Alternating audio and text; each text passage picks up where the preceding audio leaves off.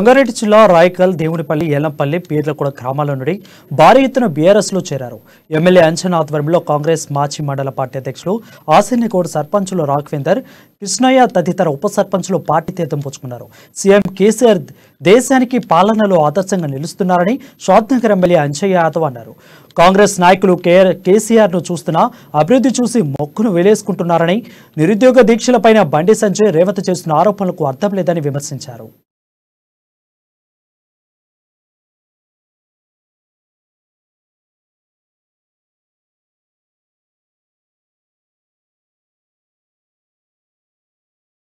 నీళ్లు రావన్నాడు లేదు. అప్పుడు అసెంబ్లీలో ప్రకటించినప్పుడు అధికారులు భయపడరు, అందరూ భయపడరు, ఎమ్మెల్యేలు కూడా.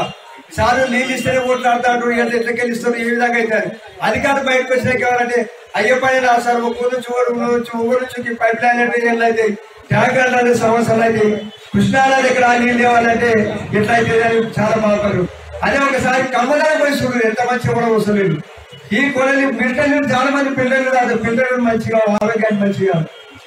కాబట్టి ఫిల్టర్ నీళ్ళ కన్నా మంచి ఆరోగ్యకరమైన నీళ్ళు ఇస్తున్నారు. ఇక అంతకన్నా ఎక్కువగా మీరు అర్థం చేస్తున్నారు. అదేవిధంగా చాలా రైతు బంధు ప్రపంచంలో ఎక్కడ విరాతుందా? రైతు బంధు ఎక్కడ లేదా? అప్పుడు మా చిన్నతనంలో కూడా ఏదైనా 5 సంవత్సరాలు కావాలంటే ఈ శారదా క్షేత్ర దగ్గర ఎవరు రాకపోయినా 12 చెప్పేది. వాళ్ళకి వస్తే వాళ్ళు వస్తే పెద్ద రైతులు వస్తే కూడా వాళ్ళు బిచ్చగాళ్ళగా చూసే నేను చూసిన. ఎందుకంటే మన ఆయన కూడా